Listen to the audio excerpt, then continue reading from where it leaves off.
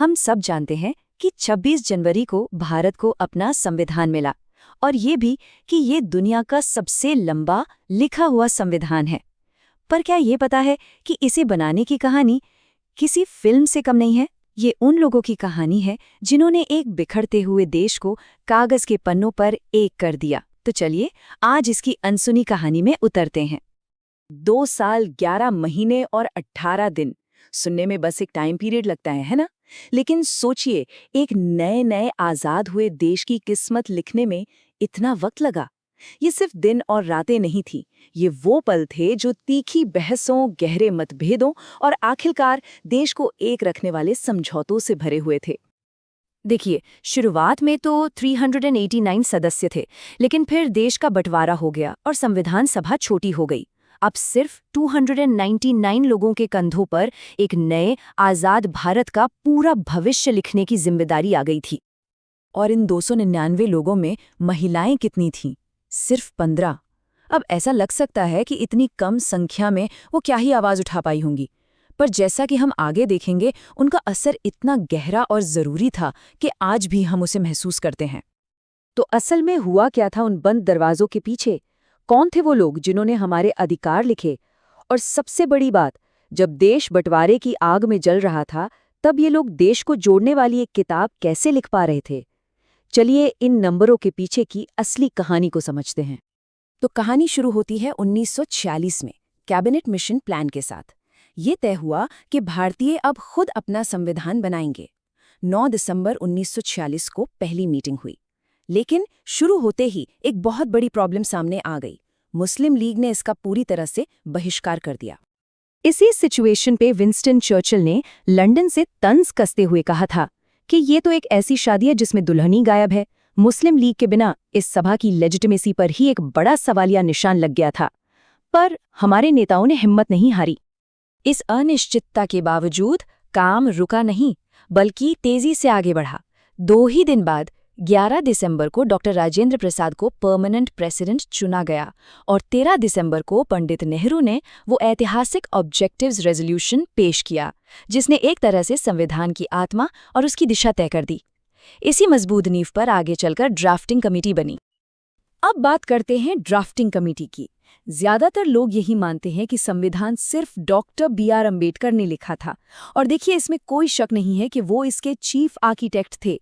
लेकिन वो अकेले नहीं थे, उनके साथ कानूनी और प्रशासनिक समझ रखने वाले दिग्गजों की एक पूरी टीम थी, जैसे अल्लादी कृष्णस्वामी अय्यर और N. गोपालास्वामी अयंगर। मगर कहानी यहीं खत्म नहीं होती। इन जाने पहचाने चेहरों के अलावा कुछ ऐसे भी आर्किटेक्ट्स थे जिनकी भूमिका उतनी ही जरूरी थी, लेकिन अक्सर उन्हें भुला दिया जाता है।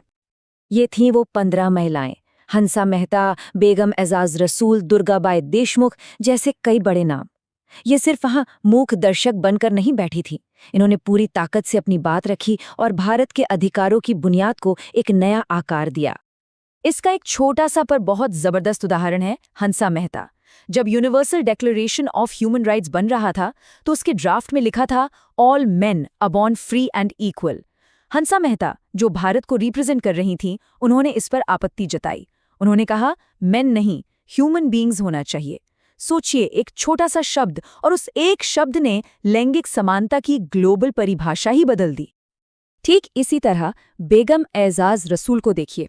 वो सभा की इकलौती मुस्लिम महिला सदस्य थी और उन्होंने धर्म के आधार पर अलग इलेक्टोरेट्स का कड़ा विरोध किया। उन्होंने कहा कि ये एक जहर है जो मुसलमानों को हमेशा के लिए देश की मुख्य धारा से काट देगा। उन्होंने एक मजबूत सेक्युलर भारत की वकालत की। देखिए, ये समझना बहुत ज़रूरी है कि संविधान सबकी हाँ में हाँ मिलाने से नहीं बना। ये बना था ज़बरदस्त टकराव, तीखी बहसों और आखिरकार बीच का रास्ता निकालने वाले समझौतों से। सबसे तीखी बहस तो भाषा के सवाल पर हुई थी। उत्तर भारत के नेता चाहते थे कि हिंदी को राष्ट्रभाषा बनाया जाए, लेकिन दक्षिण भारत के सदस्यों ने साफ साफ चेतावनी दे दी कि अगर हिंदी थोपी गई तो देश टूट सकता है। तब जाकर मुंशी अयंगर फॉर्मूला निकला, जिसने हिंदी को राष्ट्रभाषा नहीं बल्कि राजभाषा बनाया और देश को टूटने से बचा लिया।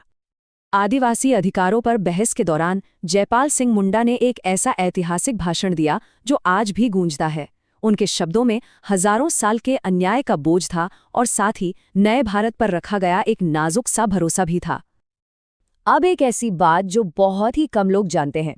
भारत का जो मूल संविधान है वो न तो टाइप किया गया था और न ही प्रिंट हुआ था, बल्कि वो हाथ से लिखी गई एक खूबसूरत कलाकृति थी। इसे लिखने वाले थी प्रेम बिहारी नारायण रायजादा।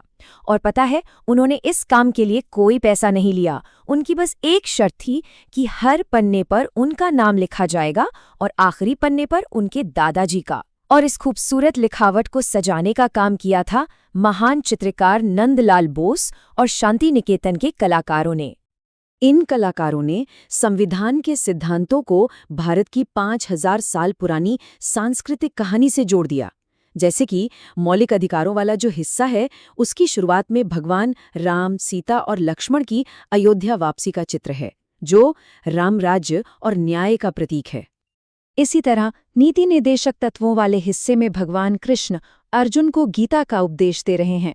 मतलब हमारा संविधान सिर्फ कानूनों की एक किताब नहीं है, ये भारत की पूरी सभ्यता का एक खूबसूरत एल्बम भी है। तो चलिए अब इस लगभग 3 साल की महागाथा के आखिरी पड़ाव की ओर बढ़ते हैं, यानी संविधान पर अंतिम हस्ताक्षर और उसका लागू होना। 24 जनवरी 1950 को जब हस्ताक्षर हुए तो 299 में से सिर्फ 284 सदस्य ही वहां मौजूद थे। सवाल उठता है, बाकी 15 कहाँ थे? असल में 3 साल की इस लंबी प्रक्रिया में कुछ सदस्यों का निधन हो गया था, कुछ बहुत बीमार थे और कुछ ऐसे भी थे जो वैचारिक रूप से संविधान के कुछ हिस्सों से सहमत नहीं थे। आज 75 साल से ज्यादा हो गए हैं। इस दौरान हमारे पड़ोस में ही कितने देशों के संविधान बने और बिगड़े, लेकिन भारत का संविधान आज भी एक चट्टान की तरह खड़ा है। शायद इसलिए क्योंकि इसे किसी राजा ने नहीं बल्कि हम सब ने मिलकर बनाया था। तो जब भी कभी लगे कि देश में क्या चल रहा है, तो एक बार उन 299 लोगों को जरूर याद कीजिएगा जिन्होंने तमाम मतभेदों के बावजूद देश को चुना। और जाते जाते एक सवाल, डॉक्टर अंबेडकर ने आर्टिकल 32 को संविधान की आत्मा क्यों कहा था? ये किस बारे में है? इसके बारे में जरूर सोचिएगा।